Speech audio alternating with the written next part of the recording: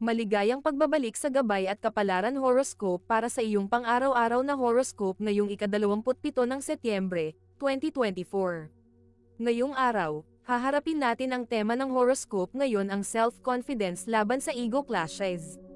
Ito ay panahon ng pagsasanay kung paano magpapanatili ng balanse sa pagitan ng tiwala sa sarili at pag-iwas sa mga hindi kinakailangang away o alitan. Sa ilalim ng buwan sa sektor ng Leo, mararamdaman mo ang pagnanais na kumilos at ipakita ang iyong mga kakayahan. Ngunit dahil sa planetang Mars sa sektor ng Cancer, maaaring may mga pagkakataon ng pagiging sobrang defensive, lalo na sa mga personal na bagay. Kaya mag-ingat sa mga interaksyon, lalo na sa pamilya at mga relasyon. Gamitin ang iyong kumpiyansa ng may paggalang at empatiya sa mga tao sa iyong paligid. Bago namin ibahagi ang inyong mga horoscope, kami po ay nagbibigay ng libreng pagbasa ng inyong astrology birth chart. Pumunta lang po sa aming Facebook page at mag-message lamang sa amin. Ngayon, tignan na natin ang horoscope para sa bawat zodiac sign at alamin kung ano ang mga inihanda ng mga planeta at bituin para sa iyo. Aries, ngayong araw, mararamdaman mong punong-puno ka ng enerhiya habang ang buwan sa sektor ng Leo ay nagpapaalab sa iyong pagnanais na manguna at gumawa ng mga bagong proyekto. Sa trabaho, maaari kang makatanggap ng isang pagkakataon upang ipakita ang iyong mga ideya sa harap ng iyong mga kasamahan o boss. Huwag matakot na ipahayag ang iyong mga ideya, ngunit mag-ingat na huwag maging dominant, lalo na kapag may pagtutol. Para sa mga single, ang iyong kumpiyansa ay makakaakit ng bagong interes sa romantikong aspeto. Ngunit huwag mong hayaang ang iyong pride ay makaapekto sa iyong mga interaksyon. Sa mga nasa relasyon naman, maaaring magkaroon ng malalim na pag-uusap tungkol sa mga plano sa hinaharap. Sa iyong pamilya, asahan ng isang mainit na talakayan na maaaring may kaugnayan sa mga plano sa bakasyon o sa mga isyu ng bata. Panatilihin ang kalma upang maiwasan ang tensyon. Sa aspeto ng pinansyal, hindi ka magugulat kung mayroong maliit na kita mula sa isang dating proyekto na inaasahan mo na. Ang iyong maswerteng kulay ngayon ay maroon. Kaya't magsuot ng kahit anong bagay na may ganitong kulay para dagdagan ang iyong swerte. Taurus, ang araw na ito ay maaaring maging mas emosyonal kaysa sa inaasahan mo. Ang planetang Mars sa sektor ng Cancer ay magbibigay sa iyo ng mas malalim na pag-iisip tungkol sa iyong mga responsibilidad, lalo na pagdating sa trabaho. Maaari kang makaramdam ng pressure, ngunit huwag hayaang ang takot ay pigilan ka. Mag-focus ang iyong sarili sa mga long-term goals at makikita mong may improvement. Para sa mga single, may isang kaibigan na maaaring magpahayag ng kanyang damdamin para sa iyo.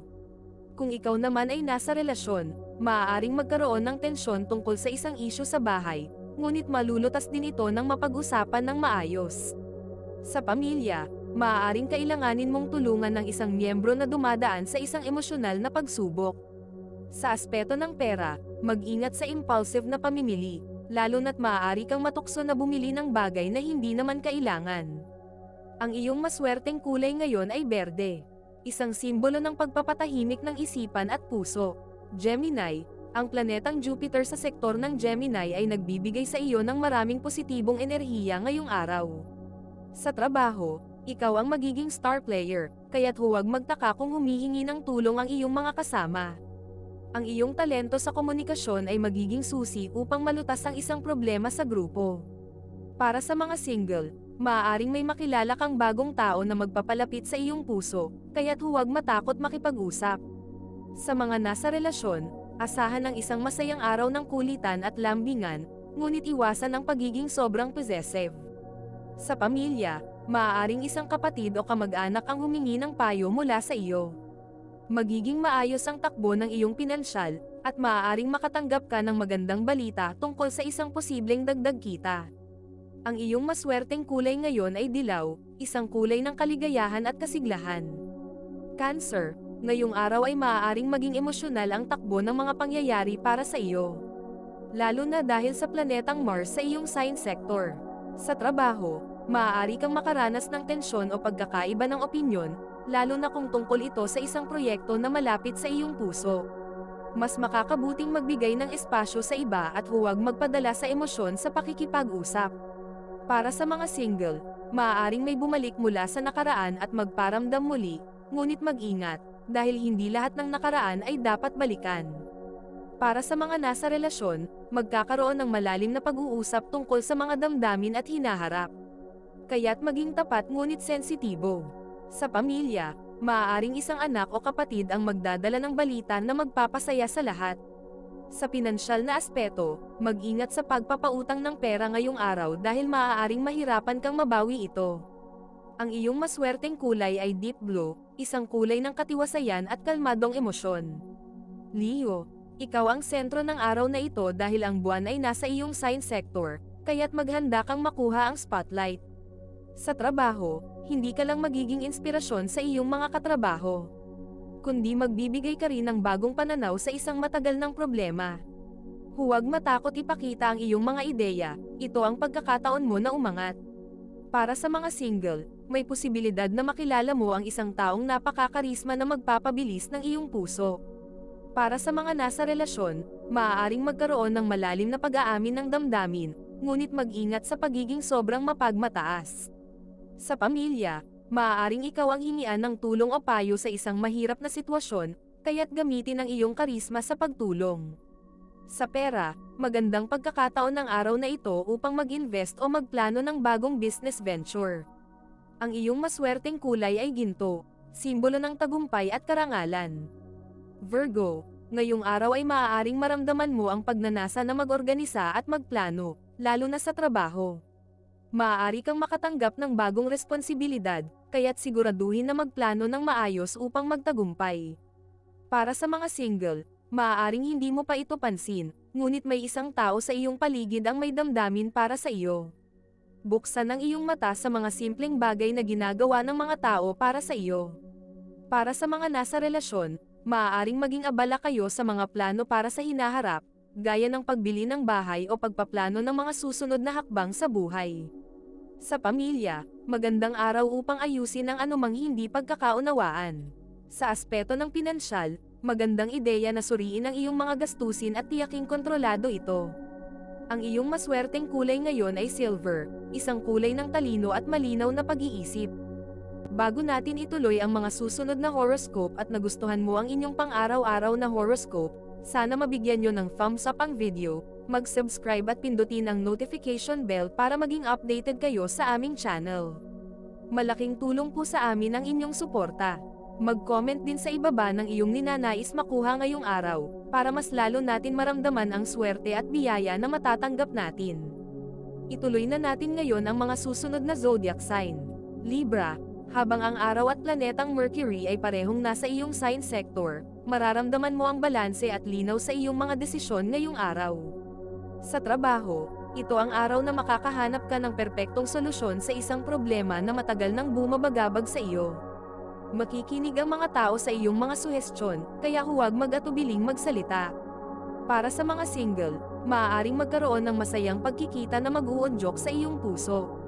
Para sa mga nasa relasyon, ito ang araw na magpaplano kayo ng isang romantikong getaway o proyekto na magpapalapit pa lalo sa inyo. Sa pamilya, maaaring may usapin tungkol sa pagbabago ng tirahan o pag-aayos ng bahay. Sa pera, may magandang pagkakataon na dumating, pero siguraduhin suriin muna ito bago mag-invest. Ang iyong maswerteng kulay ngayon ay pink, na sumisimbolo ng pagkakasundo at pagmamahalan. Scorpio, ngayong araw ay maaaring maramdaman mo ang masidhing damdamin, lalo na't ang planetang Venus ay nasa iyong sign sector. Sa trabaho, ito ang araw kung kailan magiging mas mapagpasensya ka sa mga detalyeng kailangan mong asikasuhin. Sa mga single, maghanda ka, dahil maaaring may bagong interes ang pumasok sa iyong buhay na magdadala ng matinding damdamin. Para sa mga nasa relasyon, mag-iinit ang romansa ngayong araw, kaya't paghandaan ang isang masayang gabi. Sa pamilya, maaaring magkaroon ng sigalot, pero kaya mo itong malutas gamit ang diplomasya. Sa pinansyal, mag-ingat sa mga biglaang gastusin, lalo na sa mga bagay na hindi mo lubos na kailangan. Ang iyong maswerteng kulay ay itim, na nagdadala ng kapangyarihan at misteryo. Sagittarius, ngayong araw ay magbibigay sa iyo ng bagong inspirasyon para maglakbay o subukan ng isang bagong proyekto. Sa trabaho, maaari kang makaramdam ng pagnanais na mag-explore ng bagong ideya o gawin ang isang bagay na labas sa iyong comfort zone. Para sa mga single, may posibilidad na makilala mo ang isang taong magdadala ng kasiyahan at adventure sa iyong buhay. Para sa mga nasa relasyon, maaaring magplano kayo ng isang biglaang paglalakbay o weekend getaway na magpapalalim ng inyong relasyon. Sa pamilya, asahan ang isang masayang pagtitipon na magbibigay ng maraming tawanan. Sa pera, may posibilidad na makatanggap ka ng bonus o biglaang kita mula sa isang hindi inaasahang pinaggalingan. Ang iyong maswerteng kulay ay purple, isang kulay ng karunungan at misteryo.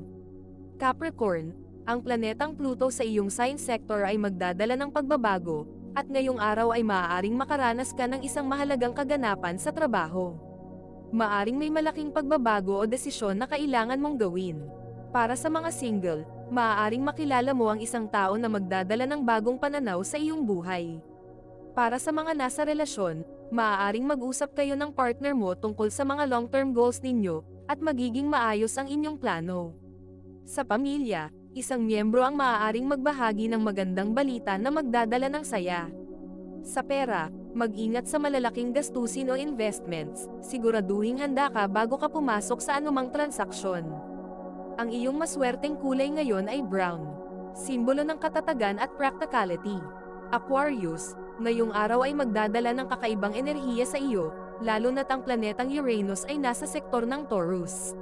Sa trabaho, may mga pagbabago na maaaring mangyari, pero gamitin ito bilang pagkakataon upang ipakita ang iyong kakayahan sa pag-adapt. Para sa mga single, maaaring may makilala ka sa isang unexpected na pagkakataon.